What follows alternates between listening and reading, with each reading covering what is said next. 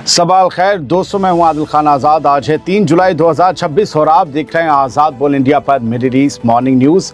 इस शो में आज आपको दिखाएंगे स्ट्रेट ऑफ हॉर्मुज़ पर ईरान के आगे अमेरिका के झुकने का दावा, टोल ना वसूलने पर अमेरिका ने दी बहुत बड़ी पेशकश, ईरान के 2 अहम लीडर्स को मारने के करीब था इसराइल, अमेरिका ने बिगाड़ दिया खेल, भेज दी दुश्मन ईरान को खुफिया वार्निंग, अपने वालिद मरहूम आयतुल्लाह अली खामने के जनाजे में नहीं जाएंगे सुप्रीम लीडर मुश्तबा खामने, इंडिया से सामने आई असली वजह, वेस्ट बैंक में शादी की खुशियां बनी दहशत, इसराइली फोर्सेस ने फेंके स्टन ग्रेनेड, लेकिन फिर फ़लस्तीनियों ने दिखाया कमाल का जज्बा।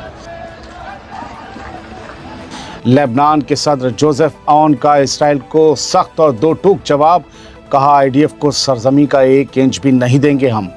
और इराक पर फिर से डॉलर की बारिश, अमेरिका ने महीनों बाद क्यों शुरू की सप्लाई, बताएंगे हम। शुरुआत करते हैं बड़ी खबर से। स्ट्रेट ऑफ हॉर्मुज़ को खुलवाने के लिए अमेरिका नोटों की बरसात करने को तैयार है। क्या ईरान ने अमेरिका को झुकने पर मजबूर कर दिया है? ये एक बेहद बड़ी खबर है दोस्तों, लिहाजा ज़रा ध्यान से सुनिए। स्ट्रेट ऑफ हॉर्मुज़ को लेकर अब लड़ाई सिर्फ धमकियों तक महदूद नहीं रही, हालात यहाँ तक पहुँच गए हैं कि अमेरिका अब ईरान के सामने अरबों डॉलर की पेशकश कर रहा है ताकि ईरान स्ट्रेट ऑफ हॉर्मुज़ से गुजरने वाले जहाज़ों पर टोल टैक्स लगाने की अपनी मांग को छोड़ दे। लेकिन सवाल ये है, क्या ईरान मान जाएगा या फिर दुनिया की सबसे अहम समुद्री गुजरगाह पर टकराव और बढ़ने वाला है? आइए समझते हैं कि खबर क्या कह रही है। 2 जुलाई की देर रात और 3 जुलाई की देर रात भी अमरीकी और दुनिया भर के अखबारों में खबर आई। अमरीकी अखबार ने बेसिकली ये खबर छापी, वॉल स्ट्रीट जर्नल लिखे और अपनी रिपोर्ट में दावा किया कि अमेरिका और ओमान दोनों मिलकर ईरान को मनाने की कोशिश कर रहे हैं कि वो स्ट्रेट ऑफ हॉर्मुज़ से गुजरने वाले कमर्शियल जहाज़ों पर टोल लेने की अपनी मांग वापस ले जिद ना करें। लेकिन इसके बदले ईरान को क्या मिलेगा? तो इसी रिपोर्ट के मुताबिक इसके बदले अमेरिका ने ईरान के विदेशी बैंकों में जब्त पड़े लगभग 100 अरब डॉलर के ब्लॉक्ड फंड्स में से एक बड़ा हिस्सा रिलीज़ करने की पेशकश की है। यानी अमेरिका ईरान को ईरान के पैसों का ही लालच देकर मिन्नतें कर रहा है कि हॉर्मुज़ खोल दो और टोल मत लो। इसराइली अखबारों ने भी बड़े भारी दिल से इस खबर को 2 जुलाई की रात ही उठा लिया। वॉल स्ट्रीट जर्नल के मुताबिक अमेरिका की पूरी कोशिश है कि स्ट्रेट ऑफ हॉर्मुज़ में शिपिंग दोबारा बिना किसी रुकावट, बिना किसी टोल के शुरू हो ताकि दुनिया भर में तेल की सप्लाई और ग्लोबल एनर्जी मार्केट दोबारा पूरी तरह से संभल सके, पटरी पर आ सके। लेकिन रिपोर्ट में ये भी कहा गया है कि फ़िलहाल ईरान इस पेशकश से पीछे हटता दिखाई नहीं दे रहा। ईरान अब भी अपनी इस मांग पर कायम है कि स्ट्रेट ऑफ हॉर्मुज़ से गुजरने वाले जहाज़ों से ट्रांजिट फ़ीस ली जाएगी। दोस्तों, अगर अमेरिकी मीडिया ये रिपोर्ट जो है सही साबित होती है वॉल स्ट्रीट जर्नल की, तो इसका मतलब ये होगा कि हॉर्मुज़ का मसला अब सिर्फ फौजी टकराव नहीं बल्कि अरबों डॉलर की डील और पूरी दुनिया की इकनॉमी का सवाल बन चुका है। अब देखना ये होगा कि क्या अमेरिका की ये बड़ी पेशकश ईरान का फैसला बदल पाती है या फिर हॉर्मुज़ को लेकर दोनों के बीच खींचतान और ज़्यादा बढ़ने वाली है। क्या ईरान ने टोल टैक्स वसूलने का जो पैतरा था वो इसीलिए चला था, या फिर ईरान ये सोचेगा ये तो हमारी ही दौलत है और अरबों डॉलर तो ही हैं, लेकिन वो ज़िंदगी भर की कमाई का जो ज़रिया है स्ट्रेट ऑफ हॉर्मुज़ पर टोल लगाने का, वो हम गवा दें या ये ले लें और इकनॉमी को बूस्ट कर लें एक साथ। ईरान सोचेगा, जो सोचेगा वो बताएगा तो आपको सुनाएंगे। आगे बढ़िए और सुनिए एक हिला देने वाली खबर, पक्की खबर, हिला देने वाली। इसराइल ईरान के टॉप नेगोशिएटर्स को, बातचीत करने वालों को मानना चाहता है और हैरानी की बात यह है कि इस बारे में खुफिया वार्निंग खुद अमेरिका ने ईरान को भेजी थी, अपने दुश्मन को। अगर इसराइल अपने प्लान में कामयाब हो जाता तो ईरान और अमेरिका के बीच चल रही पूरी डील टूट सकती थी और रीजन एक बार फिर बड़ी जंग की आग में धकेला जा सकता था। आइए समझते हैं कि ये खबर क्या कह रही है। दोस्तों, 2 और 3 जुलाई की रात अमरीकी अखबार न्यूयॉर्क टाइम्स ने अपनी रिपोर्ट में दावा किया कि अमेरिका ने पर्दे के पीछे ईरान को वार्निंग भिजवाई थी दूसरे लोगों से कि इसराइल, दूसरे मुल्कों से, कि इसराइल ईरान के फॉरेन मिनिस्टर अब्बास अराक्ची और ईरानी पार्लियामेंट के स्पीकर मोहम्मद बाकिर गालिबाफ को निशाना बनाने की कोशिश कर सकता है, मारने की कोशिश कर सकता है। अमेरिका ने ये इन्फो ईरान को प्रोवाइड करवाया। रिपोर्ट के मुताबिक अमेरिका के मौजूदा और पहले रह चुके अफसरों को खदशा था कि 8 अप्रैल के सीज़फायर के बाद भी इसराइल इन दोनों बड़े ईरानी लीडर्स के खिलाफ कार्रवाई कर सकता है। इसी वजह से अमेरिका ने रीजन के दूसरे मुल्कों के ज़रिए ईरान तक ये खुफिया पैगाम पहुंचा दिया था कि अपने दोनों टॉप लीडर्स को बचा लो। न्यूयॉर्क टाइम्स के ही मुताबिक जब 28 फरवरी को ईरान के खिलाफ जंग शुरू हुई थी, तब इसराइल ईरान की कई बड़ी फौजी और सियासी शख्सियतों को निशाना बना रहा था, मार भी रहा था। लेकिन सीज़फायर के बाद जब अब्बास अराक्ची और मोहम्मद बाकिर गालिबाफ को बातचीत के लिए ईरान का ऑफिशियल नेगोशिएटर बनाया गया, तो उन्हें मारने की कोशिश, कोई भी कोशिश पूरी बातचीत को ख़त्म कर सकती थी और जंग दोबारा भड़क सकती थी। लेकिन एक्सीडेंट में मारे गए, ये बात तो कौन साबित कर सकता था? जैसे ईरान के साबिक प्रेसिडेंट मारे गए, रईसी साहब, तो क्या हादसा दिखाने की कोशिश थी? कहानी बाकी है, सुनिएगा भी। रिपोर्ट में यह भी दावा किया गया कि 12 अप्रैल को पाकिस्तान के दारुल हुकूमत इस्लामाबाद में अमरीकी वाइस प्रेसिडेंट जेडी वेंस से मुलाकात के बाद जब बाकिर गालिबाफ वापस ईरान लौट रहे थे, अब्बास अराक्ची भी थे, तभी ईरानी सिक्योरिटी को खुफिया मालूमात मिली कि इसराइल उनके जहाज़ को निशाना बना सकता है। यही मालूमात अमेरिका ने प्रोवाइड करवाई। रिपोर्ट के मुताबिक इसके बाद गालिबाफ के जहाज़ को मशहद में इमरजेंसी लैंडिंग करनी पड़ी थी, हमने आपको बताया था। दावा ये भी है कि 2 इजरायली फाइटर जेट्स इराक की तरफ से ईरानी एयर स्पेस में दाखिल हो चुके थे। बाद में गालिबाफ और उनका डेलीगेशन ज़मीन के रास्ते तेहरान पहुंचा था। ये खबर हमने आपको अप्रैल में दी थी, और याद होगा आपको, शायद मई के लास्ट और जून में एक ईरान से खबर आई थी, जब ये बताया गया ईरान की तरफ से कि हाँ, हमें मारने की कोशिश की गई थी जब हम अमेरिका से लौट रहे थे।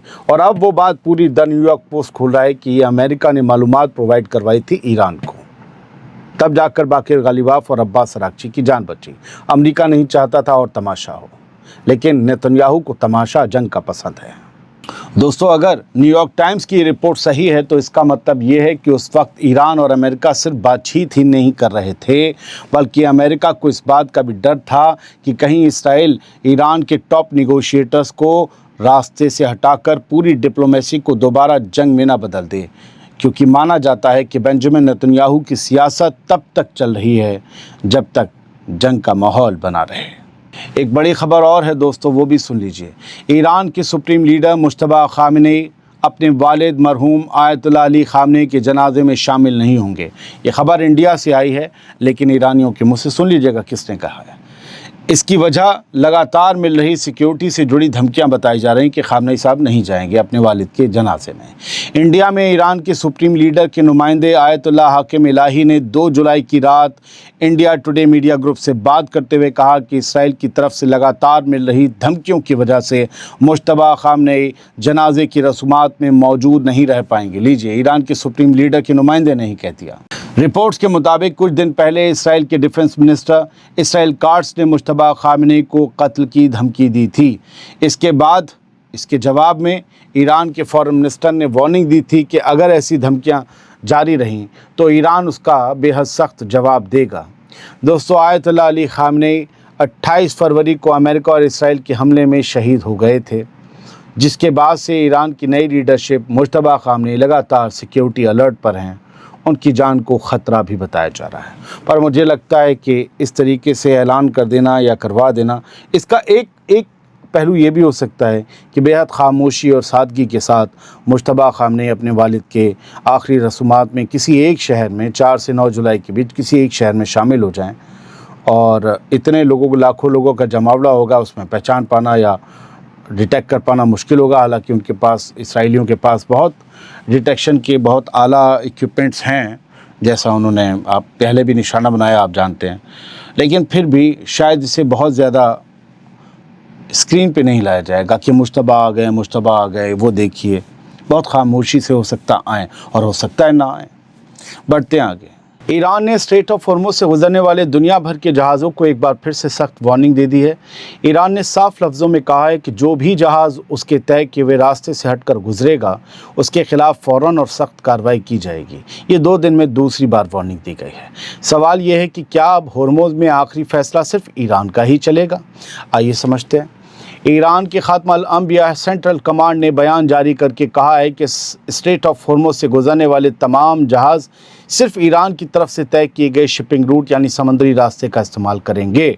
इस बयान में ये भी कहा गया कि अगर कोई जहाज़ तय किए गए रास्ते से हटता है या ईरान के नेविगेशन प्रोटोकॉल की खिलाफ वर्जी करता है तो ईरानी आर्म्ड फोर्सेस, ईरान की आर्मी और नेवल फोर्सेस उसकी हरकत का फ़ौरन और सख्त जवाब देंगी, मतलब हमला करेंगे।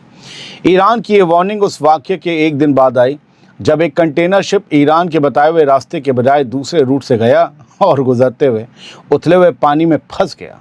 अब उसे ईरान की ही नेवी खींच के बाहर लाएगी या फिर वो वहाँ पर फंसा रहेगा। ईरान ने बहरीन में अमेरिका की क़यादत में हुई फ़ौजी बैठक पर भी सख्त एतराज़ जता दिया है। ईरान के फॉरेन मिनिस्टर अब्बास अराक्ची ने 2 जुलाई की रात कहा कि इस तरह की बैठकों से रीजन में अमन नहीं आएगा बल्कि उल्टे बेअमनी ही बढ़ेगी। अब्बास अराक्ची ने सोशल मीडिया पर लिखा, सेंटकॉम यानी अमेरिकी मिलिट्री की सेंट्रल कमांड हमारे रीजन में सिक्योरिटी लेकर आई है या बेअमनी, इसका जवाब सबको मालूम है। उन्होंने ईरान की फ़ौजी सलाहियत की तारीफ़ करते हुए कहा कि ईरानी फोर्सेस ने साबित कर दिया है कि बाहर से आने वाली ताकतें खुद अपनी हिफाजत तक नहीं कर सकती। यानी अमेरिका से ईरान बंद लफ्ज़ों में कह रहा है, तुम जितने भी घेरे बना लो मारेंगे हम तुम्हें, अब तुम मार खाओगे, हमें भी मारोगे, हमारे भी ज़ख्म होंगे, तुम्हारे भी होंगे, खाली कोई नहीं जाएगा। अब्बास अराक्ची ने कहा कि इस पूरे रीजन में असली और पायदार अमन तभी आएगा जब तमाम रीजनल मुल्क साथ मिलकर आगे बढ़ेंगे और बाहर की ताकतें इसमें दखल देना बंद करेंगी। एक तरीके से रीजन के मुल्क, ख़ास तौर से अरब मुल्कों को फिर से ईरान की तरफ से पैगाम दिया गया है कि अपनी अपनी सिक्योरिटी के मसले हम आपस में सुलझा लेते हैं, क्यों ये बाहर की बैसाखियों की ज़रूरत है, जबकि अरब मुल्कों को ईरान पर यकीन नहीं है और इसीलिए उन्होंने एक ताकतवर मुल्क के अड्डे अपने यहाँ बनवा रखे हैं। बढ़ते हैं आगे, बात फ़लस्तीन की। जुल्म की भी एक हद होती होगी ना, लेकिन फ़लस्तीन के वेस्ट बैंक में जो हुआ उसने इंसानियत को फिर से शर्मसार कर दिया। एक तरफ फ़लस्तीनी अपने घर में शादी की खुशी मना रहे थे, दूसरी तरफ इजरायली फोर्सेस ने उसी जश्न को दहशत में बदल दिया। 2 जुलाई की रात को ये वीडियो सामने आया और रिपोर्ट्स भी सामने आई जिनके मुताबिक मकबूजा वेस्ट बैंक के साओर इलाके में सड़क पर एक शादी का जश्न मना रहे कुछ फ़लस्तीनियों पर इजरायली फोर्सेस ने स्टन ग्रेनेड फेंक दिए। अचानक हुए धमाकों से वहां अफरा तफरी मच गई और शादी की खुशियां खौफ में बदल गईं। फ़लस्तीनियों का इल्ज़ाम है कि इसराइल के फ़ौजी अक्सर उनकी खुशियों और गम दोनों को निशाना बनाते हैं। शादी हो, जनाजा हो या कोई दूसरी रस्म हो, ऐसी कार्रवाइयों का मकसद फ़लस्तीनी आवाम में खौफ फैलाना और उनकी बुनियादी इंसानी आज़ादियों को कुचलना है। लेकिन कमाल की बात ये भी रही दोस्तों कि फ़लस्तीनी स्टन ग्रेनेड फेंकने के बाद वहाँ से भागे नहीं, बल्कि तालियों और शोर से हूटिंग करते रहे, जिसके बाद IDF को ही वहाँ से निकलना पड़ा। दोस्तों, वैसे जब किसी कौम की खुशियों में कोई हिफाजत जैसी बात ना रहे, वो महफूज ना रहें, तो फिर सवाल रहता है, क्या ये सवाल जंग पर पूछा जाना चाहिए या फिर इंसानियत पर कि फ़लस्तीन में आखिरकार हो क्या रहा है। बढ़ते हैं आगे, लेबनान के प्रेसिडेंट जोसेफ ऑन ने थोड़ा कर्रे होकर ये कहा है कि इसराइल के साथ चल रही बातचीत किसी तरह की गद्दारी नहीं है और लेबनान अपनी सरजमी का 1 इंच भी नहीं छोड़ेगा, क्योंकि लेबनान का रेजिस्टेंस मूवमेंट इसे हुकूमत की गद्दारी बता रहा था। तो जोसेफ ऑन ने कहा कि लेबनान अपने हुकूक से पीछे नहीं हटेगा और मुल्क की सरजमी पर किसी भी तरह का समझौता नहीं किया जाएगा। ये बयान ऐसे वक्त में आया है जब इसराइल के डिफेंस मिनिस्टर इसराइल काट्स ने कहा था कि इसराइली फोर्सेस लेबनान, सीरिया और गज़ा में बनाए गए सो कॉल्ड सिक्योरिटी जोन्स में अगले हुक्म तक मौजूद रहेंगी।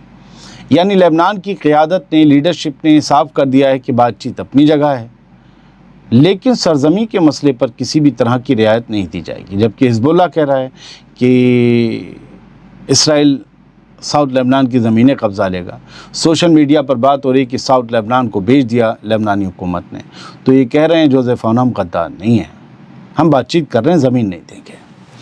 बढ़ते हैं आगे, इराक़ पर फिर से अरबों डॉलर्स की बारिश होने जा रही है। अमेरिका ने कई महीनों बाद इराक़ के लिए डॉलर की सप्लाई फिर से शुरू कर दी है। माना जा रहा है कि ये फैसला ऐसे वक्त में लिया गया जब इराक़ ने करप्शन के ख़िलाफ़ बड़ी कार्रवाई शुरू की है और कई बड़े अफसरों को गिरफ्तार किया गया है। 2 जुलाई को आई रिपोर्ट्स के मुताबिक अमेरिका ने इराक़ को डॉलर भेजने का सिलसिला दोबारा शुरू कर दिया है। इससे पहले अप्रैल में अमेरिका ने इराक के ऑयल रेवेन्यू, तेल की जो कमाई है उससे जुड़े कैश ट्रांसफ़र और कुछ सिक्योरिटी मदद रोक दी थी। इराक का पैसा रोक दिया था और मदद भी रोक दी थी। रिपोर्ट्स के मुताबिक इराक के तेल की ये रकम 2003 में इराक पर अमरीकी हमले के बाद से न्यूयॉर्क के फेडरल रिजर्व बैंक के ज़रिए बगदाद तक पहुंचाई जाती रही है। बताया जा रहा है कि इस साल के शुरुआती महीनों में अमेरिका ने अपने ठिकानों और दूसरे अमरीकी इंटरेस्ट पर हुए लगातार हमलों के बाद ये सप्लाई रोक दी थी, लेकिन अब कई महीनों बाद डॉलर ट्रांसफ़र फिर से शुरू होने को दोनों मुल्कों के रिश्तों में एक अहम डेवलपमेंट माना जा रहा है। तुर्की अब न्यूक्लियर एनर्जी के मैदान में बड़ी छलांग लगाने की तैयारी कर रहा है। रिपोर्ट्स के मुताबिक तुर्की की एक बड़ी कंपनी ने अमेरिका के साथ मिलकर 20 छोटे न्यूक्लियर रिएक्टर लगाने का प्लान बनाया है। अगर ये प्रोजेक्ट पूरा हुआ तो तुर्की की एनर्जी ताकत कई गुना बढ़ सकती है। 2 जुलाई को आई रिपोर्ट्स के मुताबिक तुर्की की IC होल्डिंग अमेरिका की कंपनी ARC क्लीन टेक्नोलॉजी के साथ मिलकर स्मॉल मॉड्यूलर रिएक्टर्स यानी SMR तैयार करने के प्रोजेक्ट पर काम कर रही है। कंपनी के चेयरमैन मुराद बाया ने बताया कि तुर्की और पूरे रीजन में 20 तक SMR लगाने का टारगेट रखा गया है, लगभग 20 SMR। रिपोर्ट्स के मुताबिक ये चौथी जनरेशन की न्यूक्लियर टेक्नोलॉजी होगी, जिसे पहले के न्यूक्लियर रिएक्टर्स के मुकाबले ज़्यादा महफूज, कम जगह लेने वाली और तेज़ी से तैयार होने वाली टेक्नोलॉजी माना जाता है। दोस्तों, इसका फ़ायदा ये होगा कि अगर तुर्की इस प्लान को कामयाबी से पूरा कर लेता है तो वो सिर्फ अपनी बिजली की ज़रूरतें ही नहीं बल्कि पूरे रीजन में न्यूक्लियर एनर्जी के एक बड़े सेंटर के तौर पर भी उभर सकता है। बहुत बहुत शुक्रिया। सलामत रहिए, खुश रहिए।